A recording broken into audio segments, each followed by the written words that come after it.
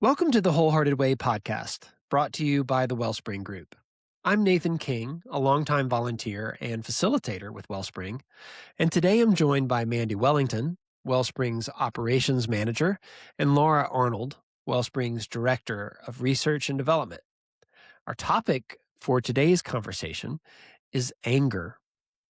After we finished recording, we realized that anger is a complex and difficult topic, so we wanted to provide a little more definition to what we mean by it before you listen to the conversation. Anger can mean contempt or rage or settled wrath, and the Bible warns us about each. James tells us that human anger does not produce the righteousness that God desires, and Paul tells us to be angry and do not sin. And Jesus turned over tables in the temple. The way we talk about anger here is as a signal. The feeling of anger is the first flare that says something we care about is at stake. As I mentioned in the episode, anger is like a check engine light, but it's not a green light. Think of it like an invitation to look underneath and to bring what we find there to God and to trusted people. We think there's a lot more to cover on this topic than what we get into today. So we consider this the first part of a series on anger. We hope you enjoy the episode. So Mandy and Laura, welcome to the Wholehearted Way podcast. It's an honor and privilege to be with you today. Thank you so much, Nathan. First, before we jump in, I'd like to read a description of what anger is from a book called The Voice of the Heart. This is a book that was written, 15 years ago by a psychologist whose name is Chip Dodd. He actually lives here in Middle Tennessee. I'm in Nashville, so that's nearby. I've never met him. But in his book, he advocates for the idea that you could reduce the entire universe of emotions down to 8 specific feelings. And they're so complex and nuanced that we have thousands of words that describe feelings, but really they boil down. We can distill them down to 8 distinct ones. So let me read you what he says about anger, and I'm curious to get your reactions to it. In truth, anger is possibly the most important feeling we experience as emotional and spiritual beings because it is the first step to authentic living. It shows our yearning and hunger for life. Anger helps us pursue full life by exposing the substance, desires, and commitments of our hearts. Anger works to enhance relationships by building bridges of intimacy with others. You know who you're in relationship with, their desires, their transparency, and authenticity. Angry people can be known because of their unwillingness to hide. In exposing the heart's substance, anger helps us in 2 ways. 1, it shows the presence of passion, and 2, it indicates the experience of other feelings. So that's the end of the quote, but I'm just going to repeat that last bit, what the benefits or the value of anger is to us. It shows the presence of passion, and it indicates the experience of other feelings. How do y'all react to that? I was about to ask that of you, Nathan. How do you perceive that it's an indicator of other emotions? I would say, I would say first, what I like about this is I've long recognized myself as someone who experiences anger pretty easily. And for most of my life, I considered the experience of anger to be wrong. Like I should never experience anger. And so that left me in this weird place. Like I'm experiencing anger, but it's wrong. So I need to get rid of my anger. And for me, I just need to like silence the anger. And maybe that was sort of like this Buddhist monk thing of like, I'm going to feel nothing. I'm going to have this Zen experience. But what I have realized, and reading this reminds me of it, is that when I experience anger, if I'm honest with the anger, it exposes other things, like things that I want or other feelings that I'm having. Like maybe I'm feeling angry about a certain situation. A meeting, I led a meeting at work and it didn't go well. and I'm angry about that. The anger then harvests, or not harvests, it points to my shame that I didn't do my best.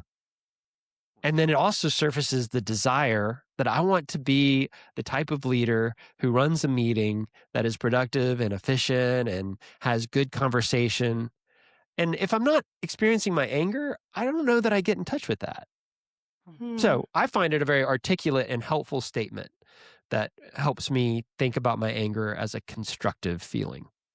Mm-hmm.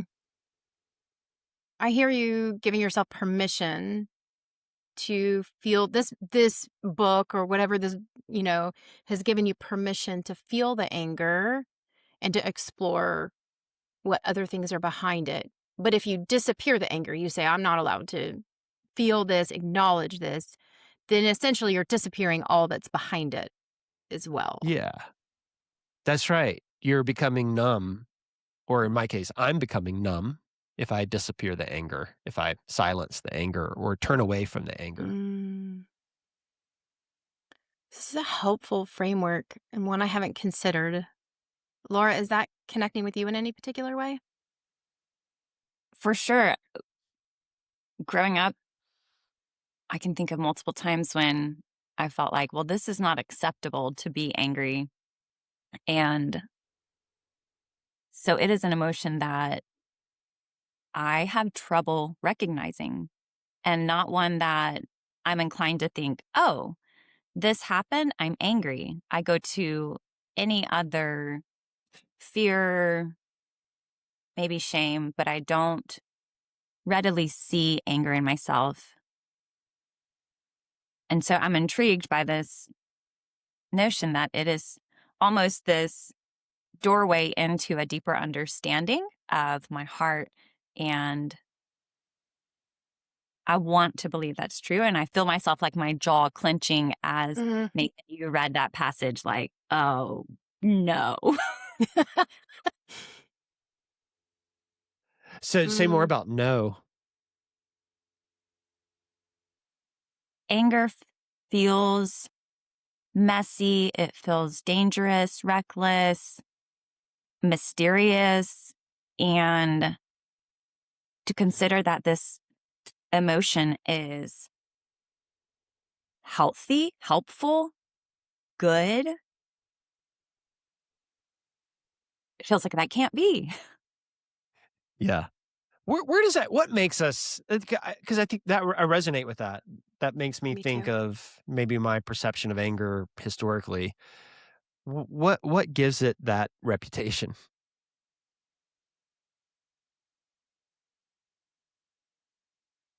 I have a thought. I mean, the thing that jumps to my mind, Laura, and I want to come back to you to see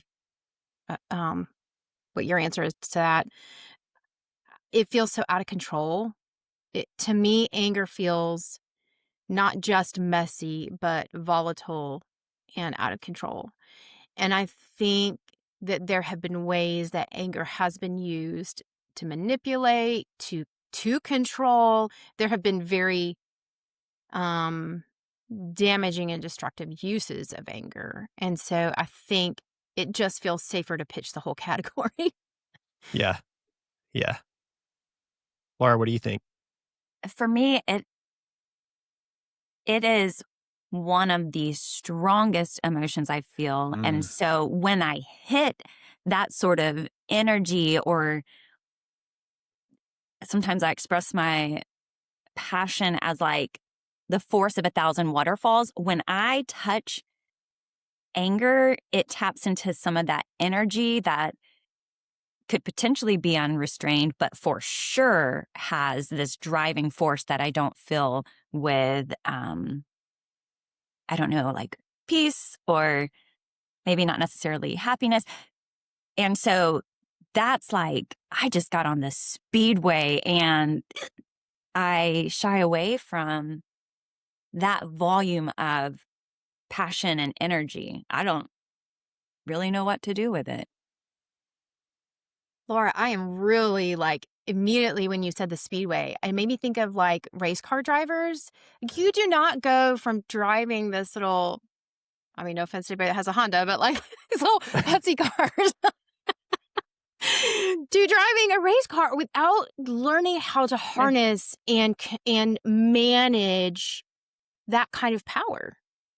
And yet, what are we doing when we say this is a category that we can't consider? We're not training ourselves, equipping ourselves to be able to navigate Right. when we hit that kind of energy.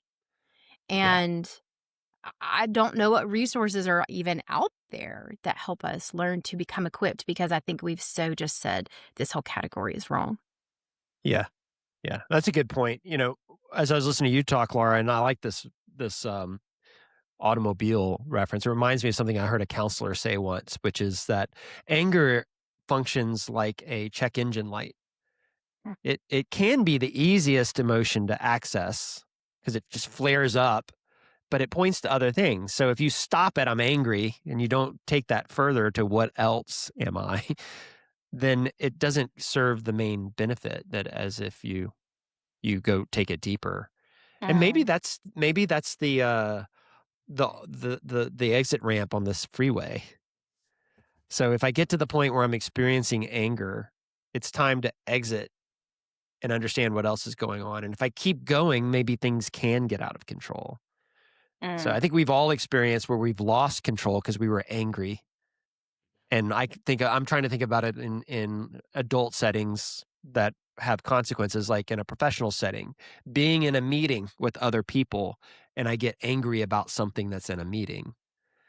And I express anger and it just bubbles out and it's spraying like some chemical that stains people all over the place. That's out of control. It's uncontained. Now I'm in the territory of rage. Rage is never good. There's no benefit to anybody of rage. It's only destructive. Hmm.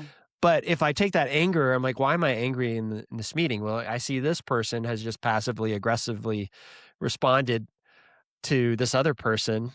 Well, that can point me to, well, that's justice. Like, that's not just, or I need to protect. Those are good things. So how can I protect in a constructive way? Or how can I call out that somebody hasn't responded in a respectful way? That's anger pointing me to the work that needs to be done. Mm-hmm. I like that you use the sort of check engine and potentially an off ramp to push pause and ask myself, okay, what is this pointing to? Like, what's underneath the surface? The other thing that came to mind as you were talking, Nathan, is the safety found in community. And so I have been in situations where my friends have either helped me identify this is what you're feeling. I'm wondering what that's saying about this situation, or I'm feeling angry for you, and inviting me to feel some of that in the safety of their holding it when it is an unfamiliar, scary feeling to me. And that beauty of community is such a gift. Yeah. So you're saying that anger moves your friend to fight for you, to support you, Mm-hmm. which is a And benefit. provides safety. Yeah. Laura, I've experienced you do that for me. I mean, I've experienced moments where I'm disrupted by anger and I might feel clouded in that moment, but your capacity to feel um angry for me helps give me some like grounding there. And or I've also experienced me not being able to have anger for myself, and you are experiencing anger on my behalf, and then I get in touch with, hey, there's something more going on. So I just want to echo what you're saying and just speak to the value I've experienced even from you um on this topic. And that's so valuable, Mandy, to know that you've got times when maybe something was happening and Laura stepped in to help and provide that support. Because this idea of community, we never can all manage our emotions perfectly. Maybe, Laura mentioned growing up, she learned that anger was dangerous. So as an adult, she falls back on that old belief and maybe you fall back on that belief in some way, or we all. I mean, it really relates. I relate to it quite a bit. What Chip Dodd, the guy who talked about anger as valuable, goes on to say is that when we don't allow anger, we result in experiencing depression or pride. So Ooh. that's impaired. He even claims that that's impaired anger. It's not anger that we're allowing to express fully that brings us to these other emotions and desires that we need to act on. Can you expand on the pride connection? I can readily understand the depression connection, but the pride one I'm not making. Yeah, he makes the assertion that pride causes us to deny the vulnerability that's revealed in anger. So Ooh. vulnerability, big category word, but let's unpack that. So vulnerability is when I'm willing to take a risk by showing my imperfection, by expressing my needs, my neediness. And if I am shutting off my anger, I'm in some ways denying my own vulnerability. Wow. So it's kind of like Yeah. that Simon and Garfunkel song, I Am a Rock from the 60s. I'm an island. I don't need anybody else. I'm good on my own. Yes. Wow. Does That that took me help? back to my childhood. Yes, it does. It does very much. I got distracted by the song because I like that song. But I really do connect. It goes back to the messy word, Laura, that you used, Okay. because anger can be messy, and we don't want to. We've conditioned ourselves so much to put ourselves. I think, especially as people in the church, I think there's we. I mean, we've talked about this a couple times on the podcast. Just that it's easy to feel like you're supposed to be put together, all buttoned up, and rather than there's allowed to be this messiness, and so yeah, behind that is pride. I'm unwilling. I have to make myself look a particular way, Yeah. even if that's untrue. Yeah. Let's stay with the church thing for a second. So let's say I show up at a small group at a church. Some people I'm reading the Bible with or just meet with regularly over coffee. It could be a prayer meeting or something like that. And someone says, how are you feeling today? If I'm in that group with you guys, based on what you've experienced in your life, and I say, I'm feeling kind of angry today. What's your response? What's your instinct? Truly, I mean, at this point, do have a more comfortable relationship with anger. So I think I'd be like, oh, that makes me curious. Tell me what's going on. Mm-hmm. You know, Cool. What about you, Laura?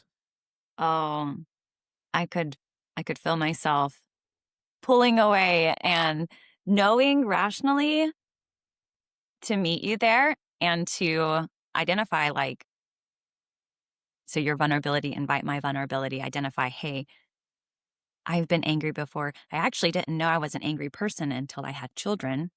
So that was eye-opening. Um, but you asked like what would my immediate reaction be? I just want to run the other way. Like,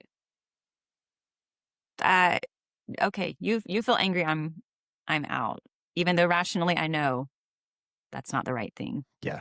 Or the most helpful thing to be present and kind to you.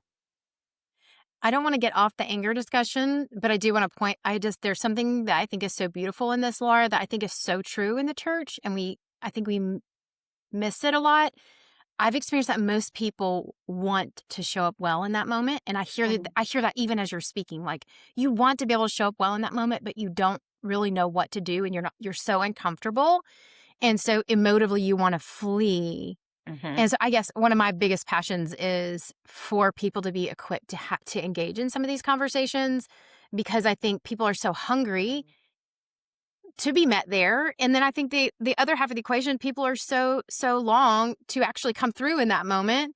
And I don't know, that's a personal thing for me that we are become equipped to be able to stay in that moment, and I to be like able the to engage. word that you said, which is curious. You heard The example is I say I'm feeling angry today, and you got curious about what that is. Curiosity helps us overcome our own fears of what this anger could be, and helps us to sit with it. I would say, in my experience, it's not a cut and dry situation. It depends on the group, but many times when I've been in Christian settings, I've tried this. I've tried using the word anger as if everyone agrees that it's an okay word. And what I would say, if I had to bet money on what the response would be, if I'm in a small group with Christians and I say I'm feeling angry, I bet the response would be, all right, well, here's what you need to try. Here's a Bible verse that you could read. Here's an action you could take that could solve your problem. But and I think that's coming from the place that Laura said she was. She wants to show up well, but she's uncomfortable. So how do we solve this? We get out of the messiness of anger and we clean it up. We put some control over it.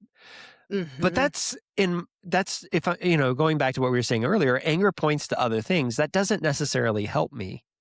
Like, It's what is that actually anger making pointing it. to? Yeah, say it, Yeah. Mandy. No, I was saying it actually makes it about the other person, which is really like hard to acknowledge. So like if I'm somebody, let's say Nathan, you come and you say, "Oh, I'm feeling angry." And I immediately want to make that go away because it's uncomfortable for me. I am now entering this conversation in a very even well-intended, self-centered place. I am trying to resolve how it's making me feel. I am not becoming aware of what the other person most needs in this moment. That's a hard pill to swallow, I think.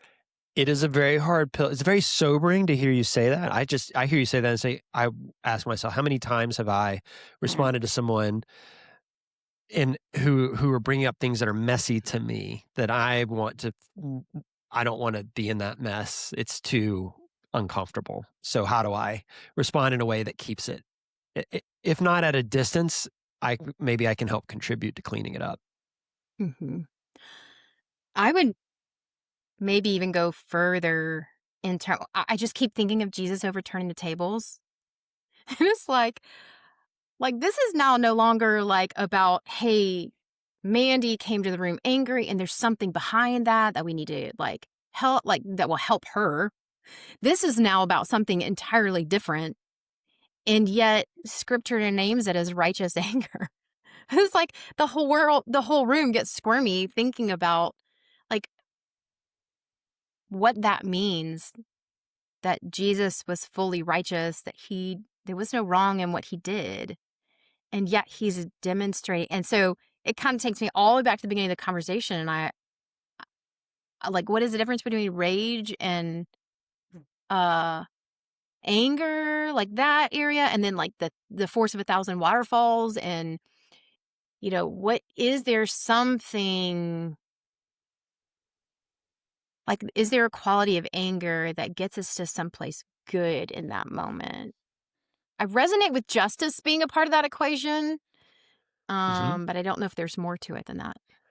Well, your example story is perfect of Jesus expressing anger. And what do you think was behind? Justice seems to be behind that. In that moment with Jesus, what else could have been behind that?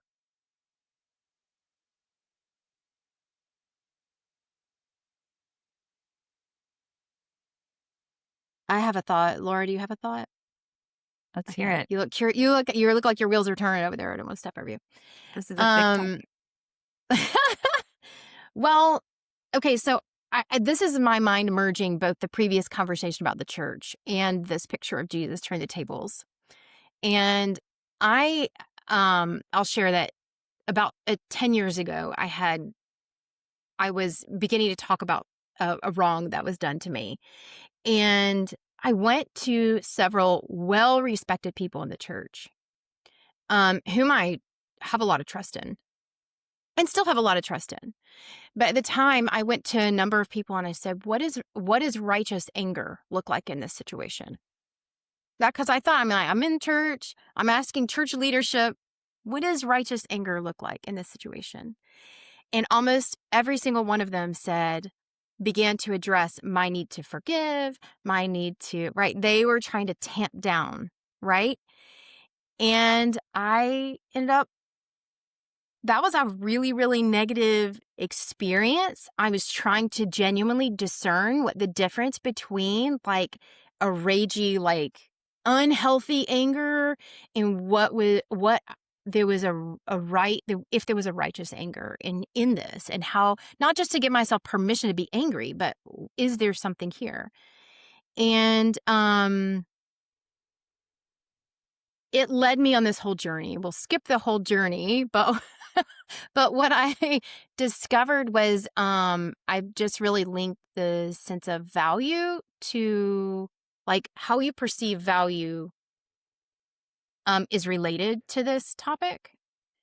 And what I mean by that is like if you have a napkin and you shred it, like nobody cares, right? Because it has no value. But if you have the Mona Lisa and someone shreds the Mona Lisa, like there's a reason it's like in this museum, like it's protected, right? Because it has this value to it, and we become outraged. And we think that is right because something, right? But when a human is treated with less value than God has assigned to them, are we allowed to have anger on their behalf? I don't really know where that exists very much.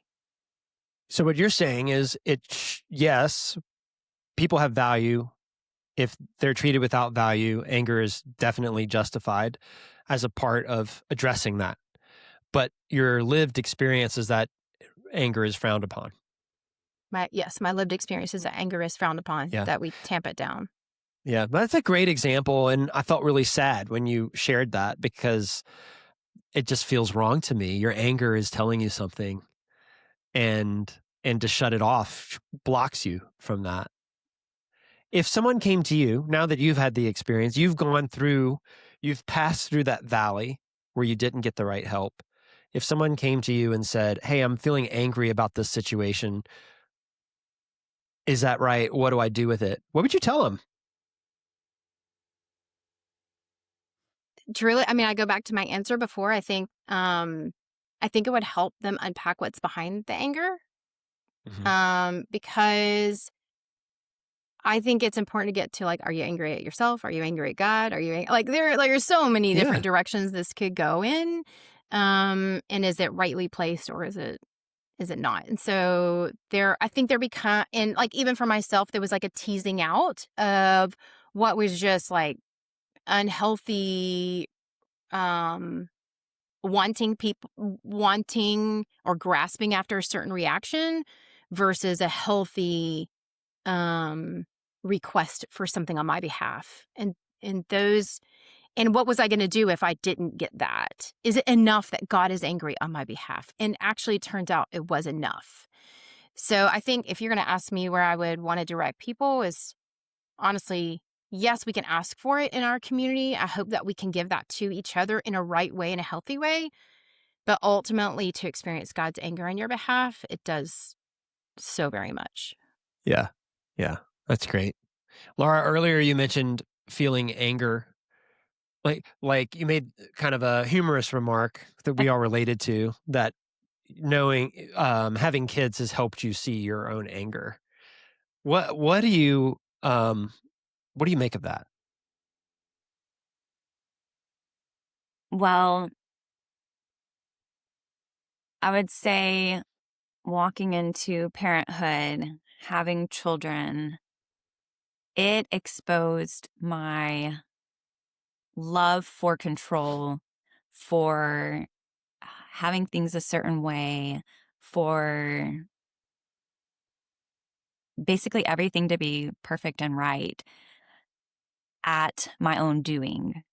And so enter these precious little people who cannot do anything for themselves when they're tiny, don't follow instructions, guidance, and this high need for control that I had. I began to see what I had thought was a surrendered, fulfilling Christian life was really me holding it all together, not living surrendered. And it was amazing to me. The longer I was a mother, the more layers I saw of how deep this control went, this intense desire for stability, for peace, for rest, all at my own doings. And then the anger coming from things not working out, chaos ensuing, and primarily because I was trying to do it all on my own. Yeah, that's God, I mean, I think any parent listening would say, "Oh, I know that feeling." I certainly do. It's just I'm trying to keep things together. We don't have a lot of time, and they're going off in some other direction and creating, you know, drama or Mhm. or or making a mess or whatever it is, and it brings the anger. It's very wise what you said. It's like it's pointing to your own insufficiency that you thought you Right. had already solved, but now you're plumbing new depths of it. And how valuable is that?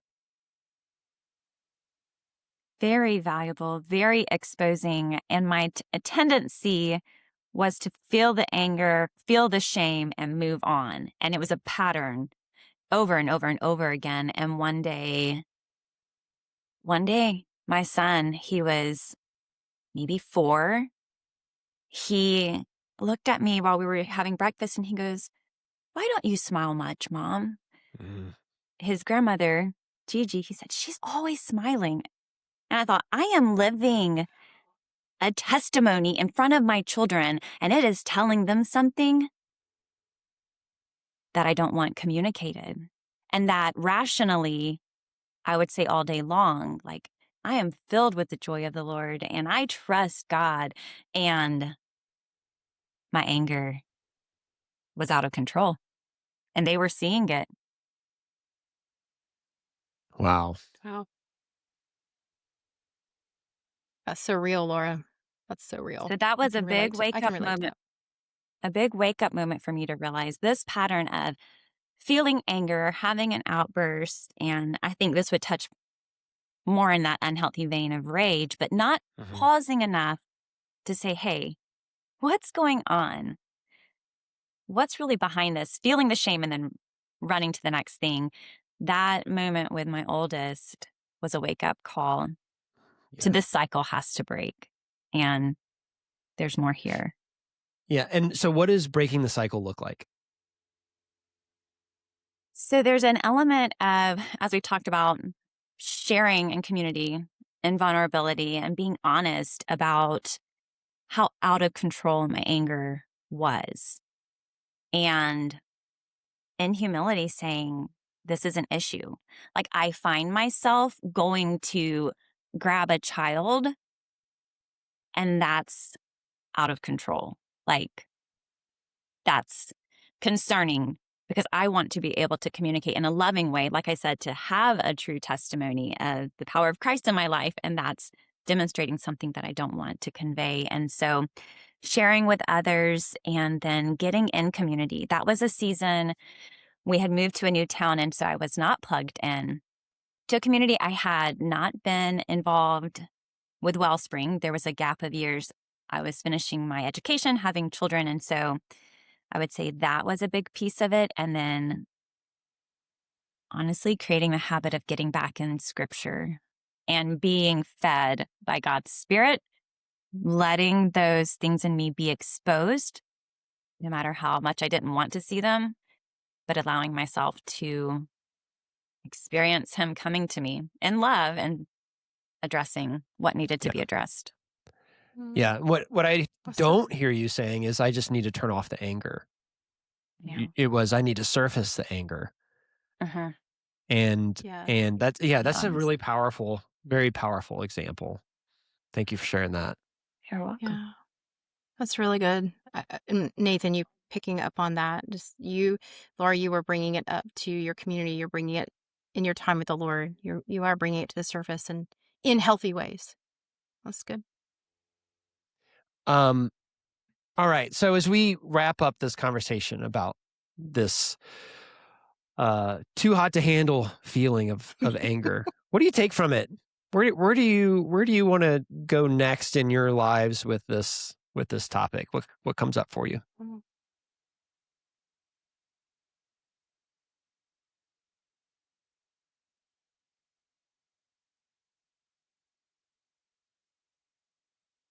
I mean, I'll be honest, Nathan. I want to know if there are things that, back to the beginning of the conversation, I want to know if there are places where my potentially even subconscious response to push anger out, and then I'm pushing out all the things behind it. I want to know if there are places that I'm doing that, and actually I've had one come to mind as we were talking, so it does make me want to explore. Um, there may be well intentioned to, or I think it's good to push the anger out, but I'm realizing, wow, what is there lost there? So I definitely find myself curious about exploring that. Yeah. Yeah, that's great. What about you, Laura? And I am thinking of a situation that I have for weeks now pushed away, pushed away, pushed away, and tried to enter back into that situation yesterday and was met with these feelings, primarily anger, frustration. And I wanted to force myself to stay in the moment. And it was so overwhelming. And so, what I'm taking away from this conversation is to find a friend and have them sit with me in that situation and help me identify, where is that frustration coming from? Where is that anger coming from? Because there's a clear blockage, and I don't want to keep ignoring it. Mm. That's awesome, Laura. It sounds really bold, especially you said at the beginning of the conversation, you don't like to, you perceive anger as dangerous. You don't want to touch it. Now you're saying you want to go bring it and get some help from a friend to be with it and understand what's going on. That's amazing. I love it. As we've talked, something that really has stood out to me and what I'd like to do from this conversation is recognizing that anger in general is perceived as a no-no. Like in the culture that I live in, it's perceived as something that's not acceptable. And what I want to do is listen for it when people are expressing a situation in their lives, knowing that they'll probably be guarded and not say that they're feeling anger, but that I'll see it on their face, a furrowed brow or a frown or a clenched jaw or something like that. And I can ask them if they're feeling a little bit of anger or frustration, and help them understand where it's pointing. Wow. That sounds like such a gift, Nathan.